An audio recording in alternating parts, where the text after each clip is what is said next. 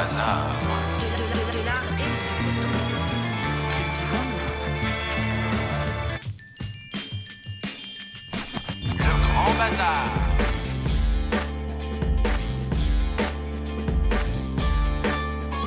Aujourd'hui, le Grand Bazar vous emmène dans la campagne bretonne. Direction le charmant petit bourg de Pont-Scorff, à quelques encablures de Lorient, où nous allons retrouver nos 3 invités artistes du jour pour des créations inédites. Ils s'inspireront de ce village historique labellisé Ville et Métiers d'Art, qui est une incroyable fourmilière d'art et de culture.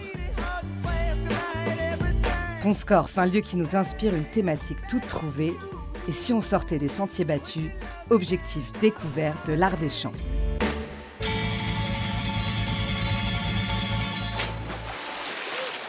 Bref, du beau, du bon, du grand bazar.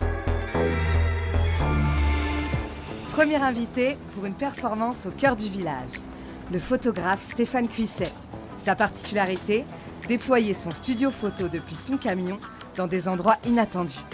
Aujourd'hui, ce sera place du marché à Pont-Scorff. Maître de l'art là où on ne l'attend pas. Je suis photographe et j'ai pour passion de photographier la ruralité, les personnes dans leur environnement, et j'ai fait pas mal de reportages à ce sujet. Et voilà, là je viens au marché de Pont-Scorff pour photographier notamment les producteurs du coin.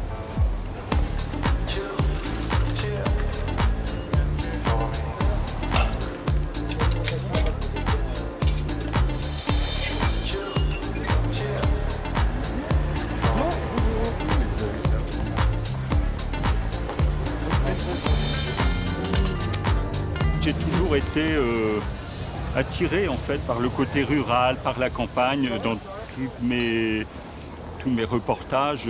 Enfin, beaucoup de mes reportages se situent dans ce milieu-là, quoi. Et c'est un milieu dans lequel je me sens bien. Il y a un côté immersion dans la campagne qui est importante pour moi, hein. Il faut que je prenne que je sente les choses, que voilà, même par rapport au vent, le ciel, la nature, les habitants, tout fonctionne ensemble, hein. Bonjour mademoiselle, vous allez bien? Oui, vous? Ouais. Je vais faire un petit Parfait, super. C'est vraiment super. Je trouve que les personnes posent vraiment naturellement. On sent qu'elles sont dans leurs éléments en plus. Et puis tout se passe très bien, quoi. C'est vraiment magnifique, quoi. J'adore.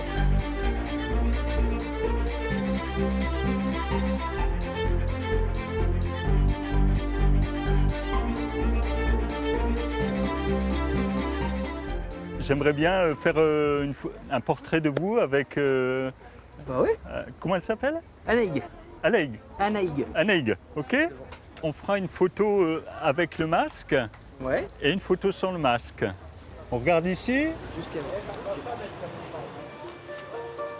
Mettre un peu de folie dans le quotidien du marché, proposer de l'art là où on ne l'attend pas, c'est aussi le pari fou de 3 amis qui réalisent un rêve d'enfant. Créer un lieu niché en pleine forêt où tout est possible. Bâtir des cabanes dans les arbres où les visiteurs peuvent dormir, proposer des spectacles, des expos, un lieu de vie où l'on peut boire, manger, assister à des conférences. Un lieu alternatif dans les environs d'Auray, une découverte de Nina Montagnier.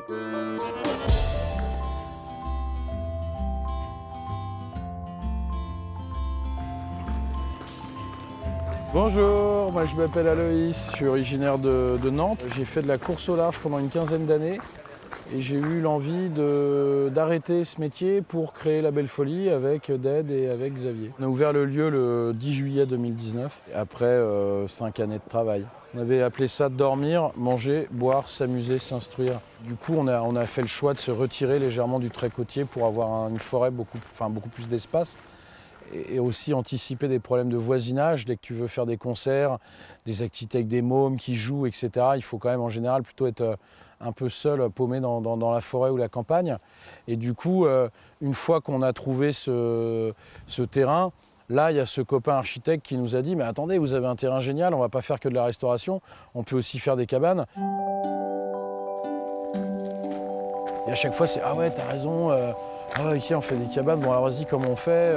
Il y avait ce côté très joyeux de chaque copain qui arrivait et qui disait mais attends, on peut pas faire ça, ouais attends, on va réfléchir, ah ouais peut-être c'est une bonne idée, etc. Puis bon bah non, là c'est impossible, on n'y arrivera jamais, ou ouais pas de problème, mais on le fera peut-être dans 5 ans, ouais ça c'est bon, on peut le faire, on va le faire, etc. Et puis ça s'est vraiment monté comme ça, comme un petit millefeuille. Et c'est ça qui a fait vraiment la joie de ce projet, quoi. J'ai quand même l'impression qu'on est toute une bande de garçons ou de filles qui n'ont pas tellement envie de vieillir et qui ont envie de s'amuser en fait. C'est que notre monde, il a quand même terriblement besoin un peu de poésie si on veut essayer de s'en sortir.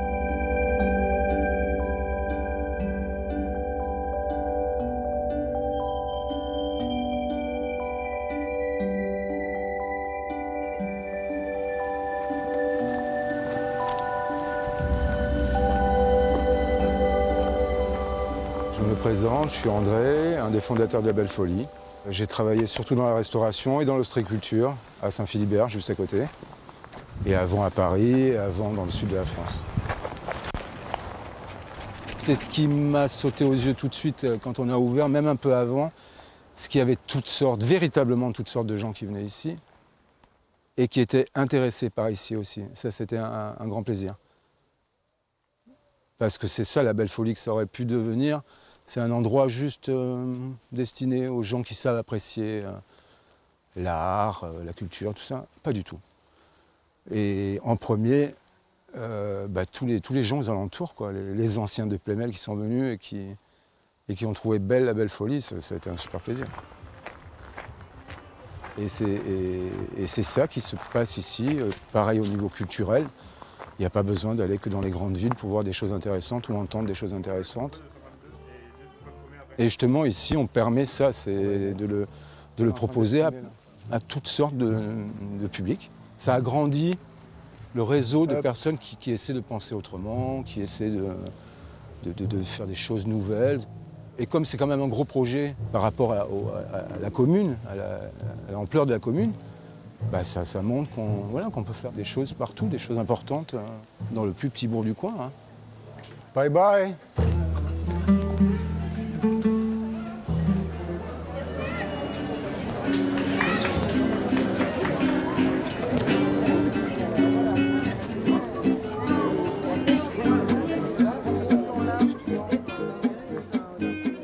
Je suis Xavier et mon rôle dans le projet, au-delà de la partie montage, c'était de coordonner un petit peu toutes les activités, qu'elles soient culturelles, de loisirs, qui s'ajoutent aux activités de restauration et d'hébergement à la Belle Folie. Je suis arrivé dans ce projet en reconversion.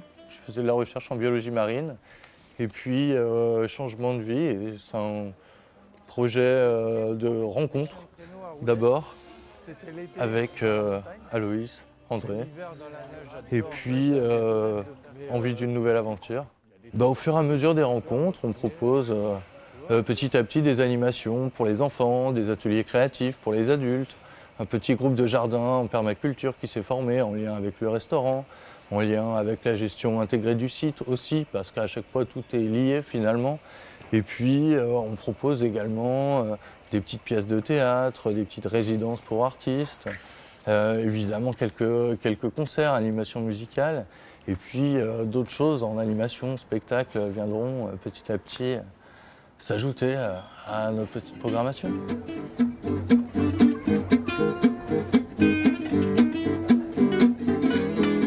C'est pas que l'art et la culture, c'est aussi ce qu'on a envie de faire, ce qu'on a envie de proposer. La Belle Folie, c'est un lieu de détente, de loisirs, et y proposer qu'elles soient des animations. L'art et la culture, c'est important dans des petites communes, en milieu rural, mais c'est aussi simplement juste un moyen de fédérer les gens et puis de se sentir bien dans cet endroit de détente. C'est ça qui fait sens.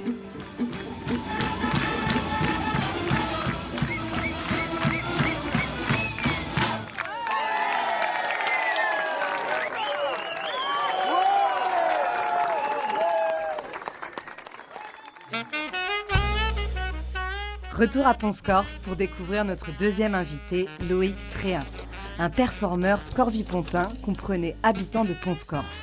Incontournable dans le bourg, sa particularité, travailler les pieds dans l'eau pour ressentir la nature qu'il peindra pour nous le temps d'une journée. Je suis tantôt graveur, tantôt peintre, tantôt illustrateur. Je vis au Bas-Pont-Scorff depuis 25 ans, dans l'ancien hôtel de Bretagne. Je suis au bord de l'eau, je suis dans la campagne, dans mon jardin, je fais beaucoup de plantations, etc. Et puis mes sujets sont là tout autour, tout ce qu'il faut à portée de main. Le peintre s'apprête à quitter son atelier pour aller peindre dans son endroit favori qu'il nous fait découvrir. Contact viscéral avec la nature, peindre les pieds dans l'eau, l'inspiration en direct. Je suis tombé dedans quand j'étais petit. Je suis né dans la forêt, dans une ferme en bordure de forêt de camors, des landes de Lanvaux, etc. J'ai été élevé avec les poules, les canards, les petits cochons. Et après, je n'ai jamais cessé d'observer et de choisir de vivre dans la nature aussi, évidemment. Moi, ça m'a servi beaucoup de me balader dans la campagne et la nuit aussi, quelquefois. Il y a l'idée des sujets qui sont tout autour. Il y a la nourriture, voilà, c'est ça. Moi, c'est ma nourriture, la campagne, et tout ce qu'on y trouve. Pour moi, c'est plus facile de vivre en zone rurale qu'en ville. J'aurais jamais pu me permettre d'avoir en plus un lieu comme j'ai là pour travailler aussi avec autant de place. Mais j'aime la ville, ceci dit, j'aime la ville. Mais j'aime beaucoup la ville même, mais je ne me vois pas y vivre.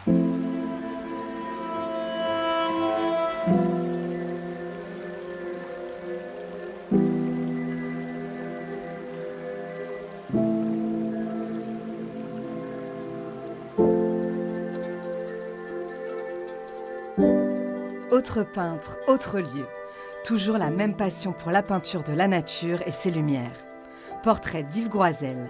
En immersion dans son atelier, le réalisateur Richard Bois a pu filmer le peintre à l'œuvre de bout en bout. Les clés du talent décryptées dans ce film au cœur de la création.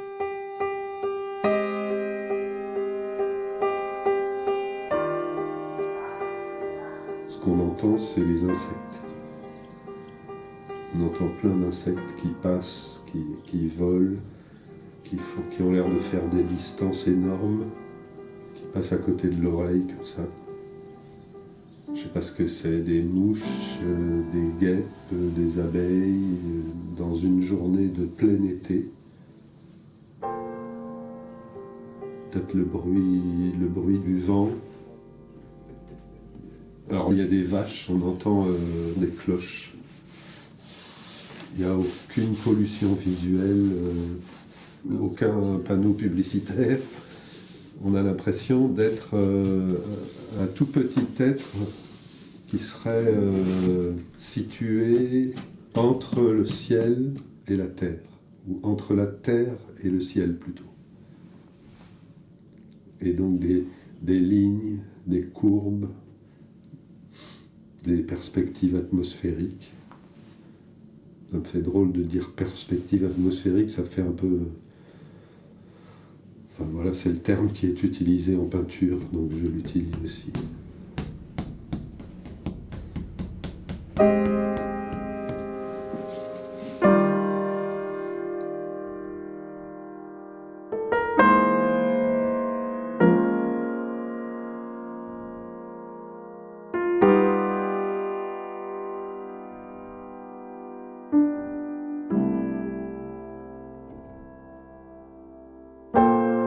Quand même cherché à savoir pourquoi j'étais attiré par des représentations de prairies. Et pour ça, je me suis souvenu que quand j'étais enfant, quand j'avais 6 ans à peu près, j'habitais dans le centre Bretagne et avec ma mère, on descendait souvent à quelques centaines de mètres de là où j'habitais. Il fallait emprunter une petite route qui devenait un sentier. Et ça s'appelait rue de Tronjoli. Et ça menait à un bois qui s'appelait le bois de Tronjoli. Et une fois qu'on avait traversé ce bois, on débouchait sur une zone beaucoup plus ouverte où la lumière tout d'un coup éclaboussait de partout, ça s'ouvrait, le chemin continuait et à gauche il y avait une prairie très entretenue, tondue, avec des ondulations, et de l'autre côté une autre grande prairie, très grande, qui partait au loin comme ça. Et j'ai ce souvenir de cette prairie non entretenue, non tendue, sauvage, pas domestiquée, avec une lisière sur le côté droit, des chênes, une autre lisière de l'autre côté, mais moins compacte, avec des ouvertures sur les champs vert clair d'à côté, et au fond, une ouverture, un lointain. Et pour moi, j'ai l'impression que je travaille là-dessus, c'est-à-dire la vision d'une grande prairie avec au fond une ouverture, une possibilité d'y aller. C'est pas fermé, c'est comme une projection dans... Alors que j'avais 6 ans, c'était la possibilité de partir dans la vie, d'aller vers l'avenir, de monter sur un cheval et de galoper dans cet espace pour partir vers ce que j'avais à faire dans ma vie, quoi.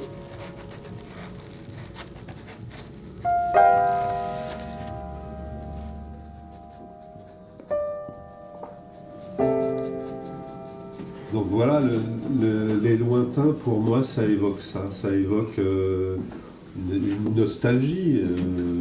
Peut-être des choses comme des lectures comme Le Grand Maulne, par exemple, où un adolescent part directement à travers la campagne, en franchissant des prairies, des crêtes, des vallées, des vallons, des coteaux, jusqu'à un horizon qui va ouvrir à nouveau sur autre chose derrière. Et ça n'en finit pas, quoi. C'est toujours, derrière la ligne, il y a toujours quelque chose d'autre à voir et ça se renouvelle indéfiniment, quoi.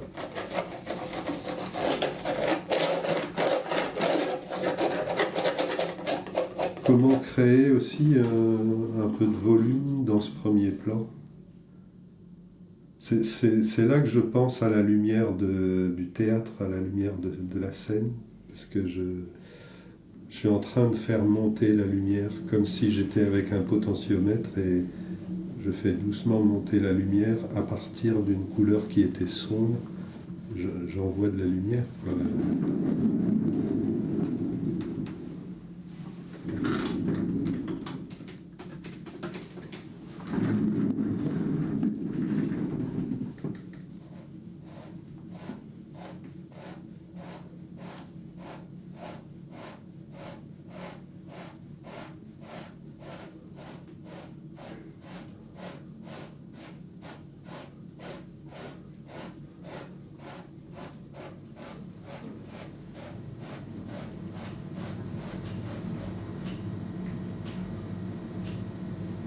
Voilà, ça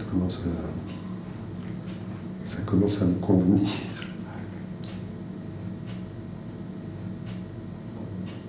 Faut que ça me convienne, faut que j'ai envie moi-même de le voir, de le revoir, le plaisir de le retrouver. Et puis...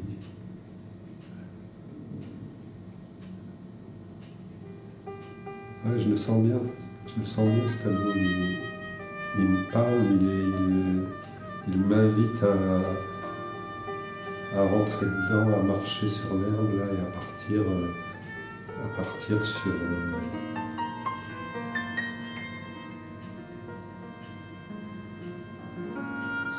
la colline au premier plan et à continuer. Après ça va descendre. Et je peux aller vachement...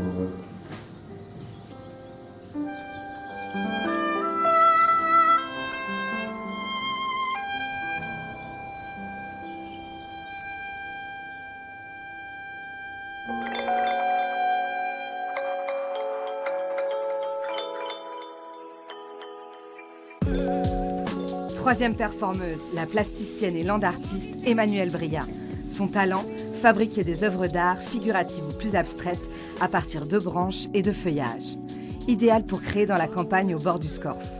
Résultat bluffant, mais toujours éphémère. Je suis plasticienne et land artiste. Je crée avec la nature, in situ, sur les lieux. Je collecte des végétaux que je trouve et puis je crée selon mon inspiration et l'observation que j'ai faite de cette nature qui ici a l'air très très belle du côté du pont Scorff et je pense qu'on va bien s'amuser aujourd'hui.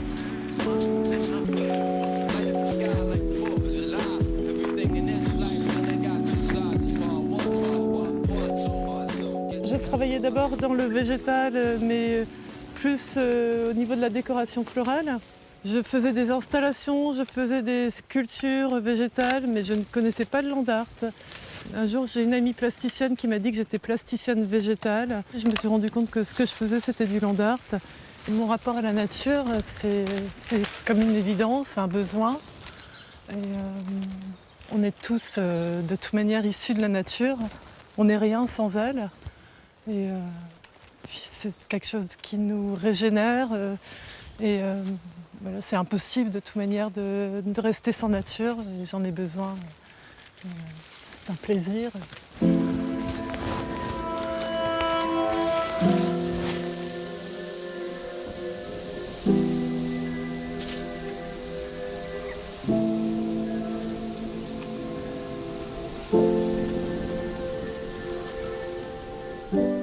Petite pause dans le travail de Loïc.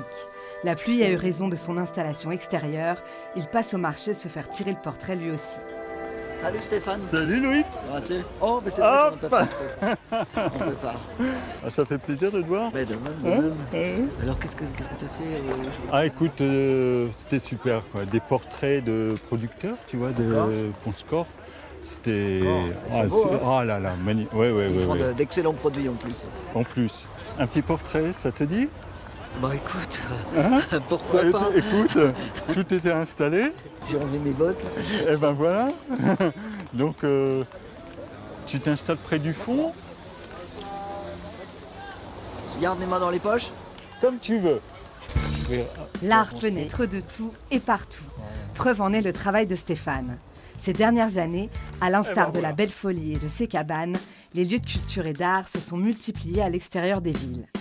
La Bretagne regorge de lieux singuliers à découvrir aux quatre coins du territoire. Détour par Caplan à Guimaec dans le Finistère, un film d'Antoine Tracou. Et le soir, elle ferme les volets, elle tire à elle le bois mangé, les ferrailles crues, rivées encore Dieu sait comment à ce qui résiste au vent, à l'orage, à son bras là. Quand il fait beau, les livres vont faire un tour à la plage. C'est à la pointe de Pouleroudou, sur la commune de Guimaec, dans le Finistère, au café-librairie Caplan & Co, que je savoure au mieux un livre. Solitaire, à la plage quand le soleil s'invite, ou entouré d'amis et d'inconnus, à quelques brasses d'un coup à boire.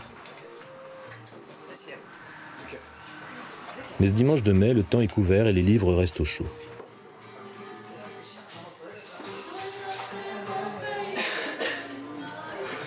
C'était quoi avant ici alors ? C'était tenu par une vieille dame du coin qu'on appelait Nanan. C'était un petit peu comme dans la chanson chez Lorette. C'était un peu notre chez Lorette en fait.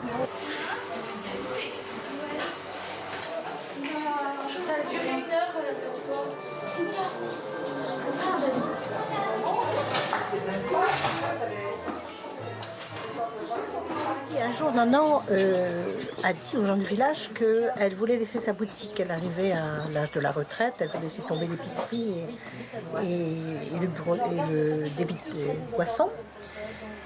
Et un jour, elle nous dit, moi j'ai une proposition. En fait, j'ai pas envie de vendre ma boutique à ce gars-là parce que personne ne le connaît. Il s'appelle Léo Ferrec. Et en fait, c'était Léo Ferré qui avait dû passer des vacances dans le secteur et qui s'était intéressé au lieu. Finalement, il a bien fait de t'acheter et nous, on est très contents que ce soit Lone et Caprini qui se soient installés. Parce que sinon, on n'aurait pas pu en profiter pleinement aujourd'hui. Nous sommes en 1993, quelques mois après la visite de Léo Ferré. Caprini et Lannes vont s'entendre avec Nanan et reprendre l'affaire. Ce couple, à la quête d'une autre vie, quitte Paris, où lui est responsable de collection chez un grand éditeur et elle, danseuse. Ils ouvrent la librairie, conservent le bar, l'épicerie, les habitués et les traditions locales. C'est comme la pétanque, ça. Plus tard, ils créeront une maison d'édition. Je ne vous les présenterai pas. Ils en ont soupé des interviews à la télé. Bonjour. Et puis ce sont les clients qui parlent encore le mieux de ce lieu. Salut. Antoine. Depuis plus de 20 ans, se mêlent ici les plaisirs de la lecture et la convivialité d'un vrai café de village, avec ses habitants et les gens de passage, de toutes conditions, de tous âges. On y retrouve de vieilles connaissances. On y découvre des auteurs inconnus.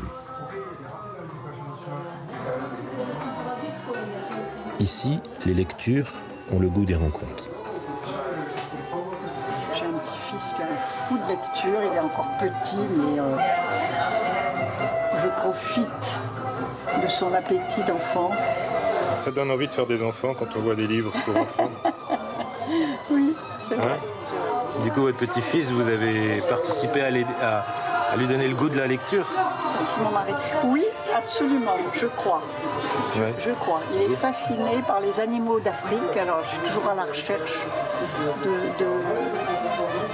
On est des gens qui avons toujours acheté des bouquins, mais quand on arrivait ici, on repartait tout le temps. C'est une chose qui nous avait frappé, c'est qu'on avait dépensé plus en bouquins qu'en consommation, même quand on venait manger ici. Comment vous appelez-vous? Rayleigh, dis-je. Nichachien Rayleigh. C'est un drôle de nom. Elle se mordit la lèvre, tourna un peu la tête et me regarda du coin de l'œil. Et puis elle abaissa ses cils dont l'ombre se projeta sur ses joues et les releva lentement comme un rideau de Seine. Raymond Chandler, Le Grand Sommeil, une aventure du privé, Philip Marlowe. Oui, j'ai connu du temps de la grand-mère Clèche. Ouais, c'était les années 60, non? Voire même avant. Oui. Oui, même avant. Il y avait tonton, il y avait... Mais il y avait toute l'équipe et c'était un bonheur. C'est là où j'ai créé mes amitiés les plus sincères. Heureusement que ça existe, cet endroit. C'est bien, tu vois, les traditions continuent et en même temps, il y a plein de jeunes qui arrivent. Et ça, c'est la vie. Il ne les entendit pas monter l'escalier. Il n'eut même pas le temps de se demander comment ils avaient trouvé la clé. Ce qu'il appelait la durée s'arrêta. Nous, on vient de Paris, en plus, du coup, c'est quand même hyper improbable d'avoir une librairie assez bien fournie comme ça, au milieu de nulle part. Et puis c'est aussi un café où de temps en temps, on peut traîner un peu tard, boire des coups, voilà, on retrouve des copains. Alors moi j'ai 2 enfants, du coup c'est chouette de savoir qu'ils sont intégrés, acceptés. La force physique, ça ne sert à rien, ça sert pas à grand chose. Vaut mieux être malin, tiens. Être une fille, ça ne rime ni avec balayette, ni avec robe à paillettes. C'est ça qui est chouette.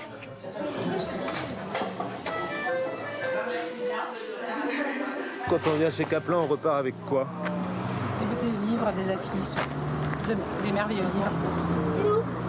Et on est content, et des fois on va se baigner, mais pas aujourd'hui. Voilà. Avec de l'ouzo, parce qu'il y a le truc grec, et avec la pression sociale.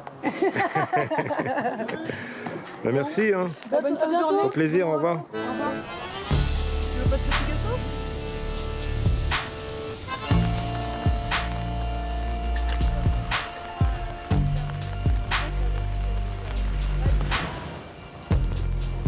C'est bon?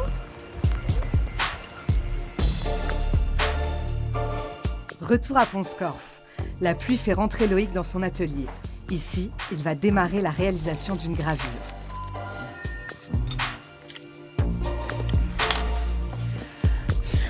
Pont-Scorff, ça bouge depuis au moins une trentaine d'années. Il s'est passé plein de choses. Là, pour le coup, il y avait une volonté culturelle importante. Ça se voit dès qu'on traverse le village. Il y a beaucoup d'artisans, artistes. Puis en plus aussi, il y a le théâtre, il y a l'atelier d'Étienne, où il y a chaque année des expos. Le maire y est pour beaucoup, et c'est une politique qui allait dans ce sens de la culture.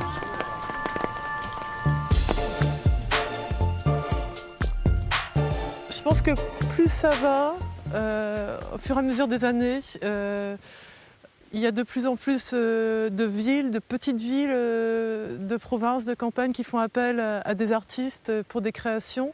Donc ça commence à s'ouvrir, il commence à y avoir un intérêt de la part des structures culturelles. Alors qu'avant, peut-être que c'était plus les grandes villes qui faisaient appel à ces artistes. Maintenant, un peu partout, en fait, on s'ouvre aux arts visuels, ça évolue. C'est amener la culture à portée de tous, et ça, peut-être que les municipalités commencent à comprendre qu'on a besoin d'art. Pour moi, c'est vital, on ne peut pas vivre sans art, c'est un besoin naturel. La journée touche à sa fin. Stéphane ne peut pas s'empêcher de venir capturer les instants de création d'Emmanuel. Un peu plus tard, tout le monde se retrouvera à l'atelier d'Étienne pour partager le résultat du travail de chacun.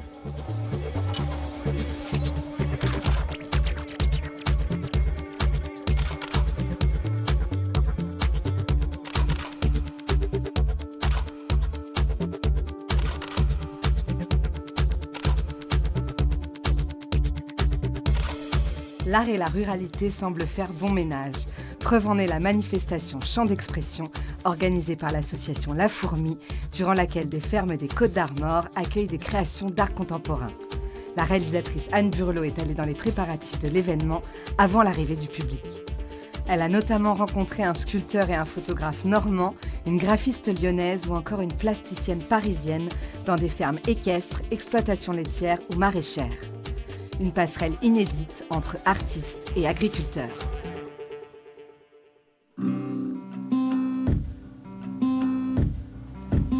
Sur l'invitation de La Fourmi, on a pu concrétiser une envie de travailler ensemble et de mêler en fait nos deux pratiques artistiques.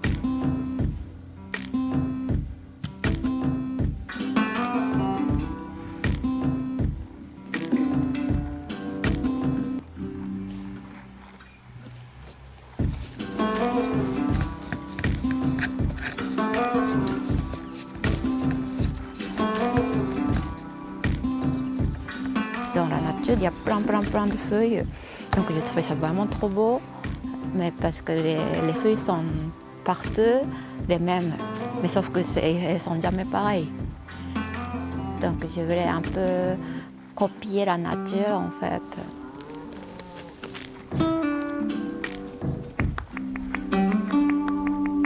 T'as trouvé des logos qui te plaisaient là, dans le milieu agricole, graphiquement? Bah, j'en ai pris plusieurs en photo à la ferme, des logos de tracteurs. Le logo de la machine à traire aussi est pas mal.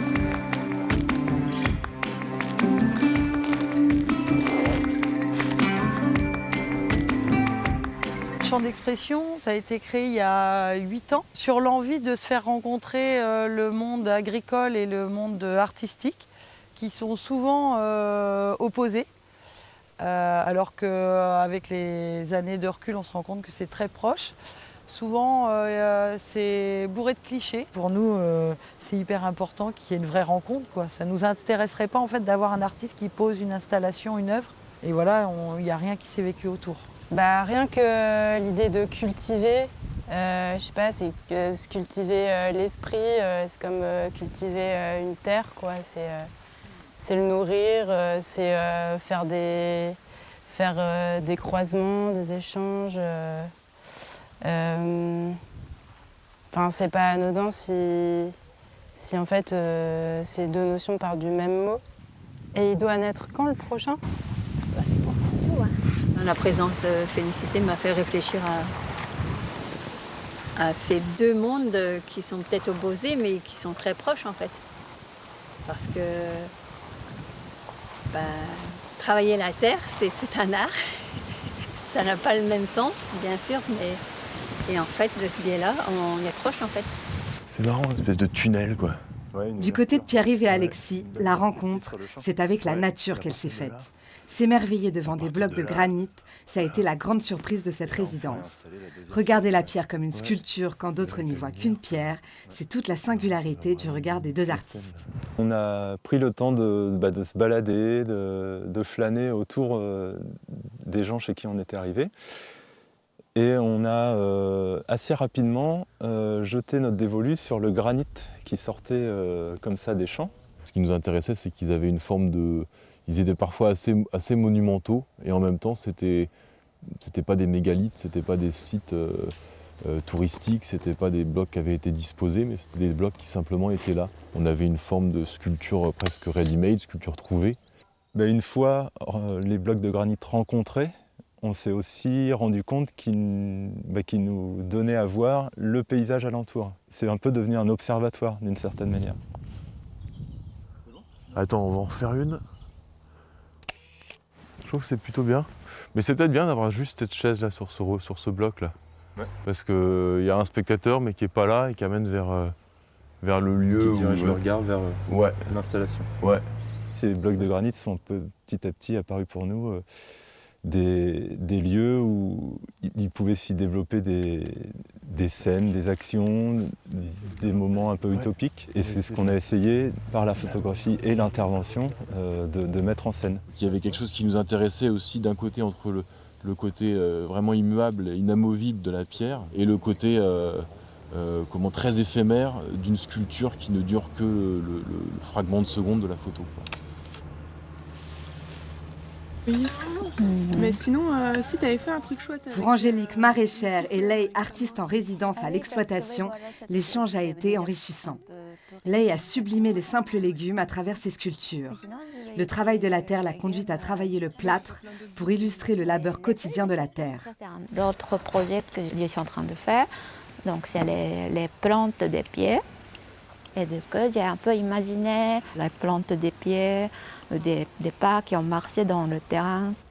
J'ai imaginé les couches du temps comme ça, dans le sol. Donc c'est les pas qui marchaient dans le champ. Là, c'est les serres. Et au-dessus, ça se démultiplie. Donc ça, c'est le pied de Jawa. Et ça, c'est le pied d'Angélique.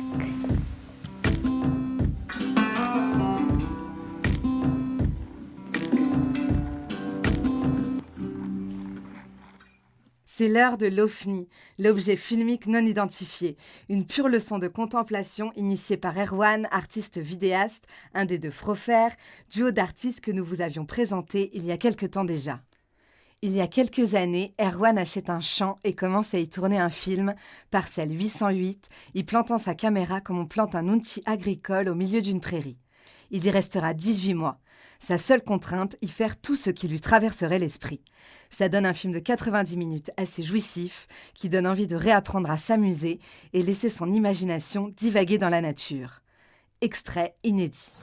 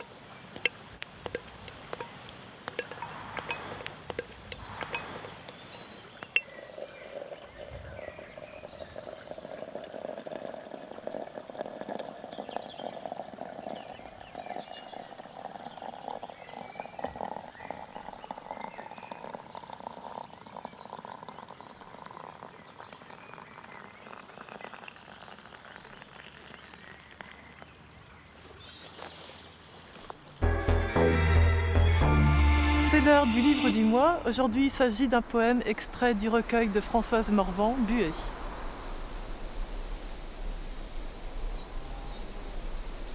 Mon unique intérêt en cette existence a été la poésie, et mon unique but, la liberté d'écrire à ma guise. Voilà comment Françoise Morvan présente sur son site internet sa démarche d'écrivain. Publié par les éditions Mesure qu'elle a fondées en 2019 avec André Markovitch, le texte Éclipse est tiré du recueil Buée.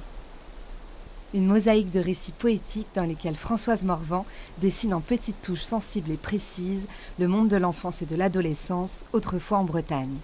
Un monde vécu, empli d'images, de sons et d'odeurs, plein de force et de vie, à milieu des clichés folkloriques. Un ragoût brun fume au milieu d'un plat de terre vernissé. Les pommes de terre prennent la lumière de côté comme une denrée pure, bordure presque transparente, éclairée dans sa cire.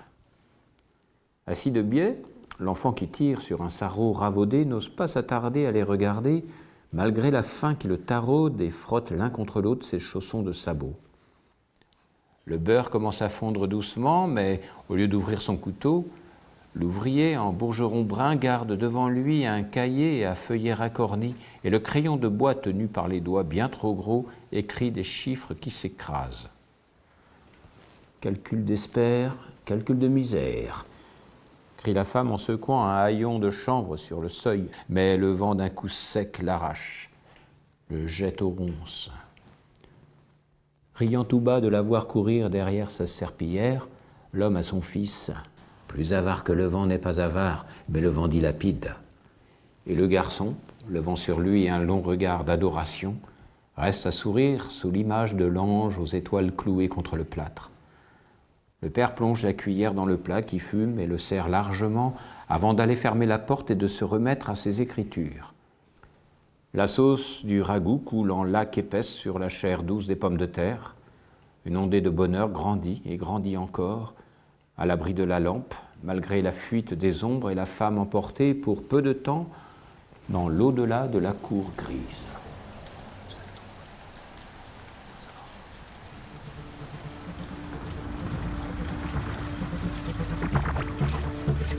Et Emmanuel, tes travaux à Saint-Urchos sont visibles là?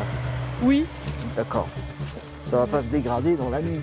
Dans la nuit, non. Donc j'irai voir demain. C'est la fin de la journée. Nos 3 artistes vont se retrouver. Ils sont attendus par Christian Mahé, le responsable de l'atelier d'Étienne, qui va les accueillir pour qu'ils échangent sur leurs productions respectives. Christian, personnage incontournable de Pont-Scorff, qui participe à faire de ce bourg un spot international des arts. Pour des personnes qui n'ont pas la possibilité de se déplacer sur Paris, sur Londres, sur New York. Et donc, ils ont la chance de venir à Pont-Scorff. Et en cela, justement, c'est une richesse pour la ruralité, pour une collectivité rurale, de voir des œuvres que l'on peut voir dans des grandes villes de type New York, de type Londres, Paris.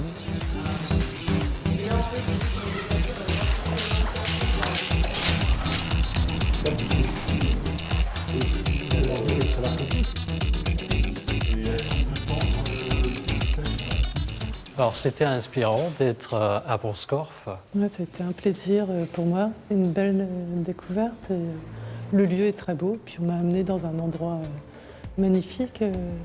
Vous avez l'habitude, que vous avez la chance de vivre dans ce lieu. Ouais. Ça fait 25 ans que je suis là et je ne me lasse pas du sujet. Hein. C'est le sujet qui m'épuise.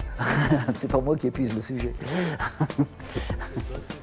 Écoute, moi, ça a été l'occasion de belles rencontres, quoi, hein, avec des personnes qui sont eux-mêmes, quoi. Hein, et donc, j'ai essayé d'avoir la distance juste, tu vois.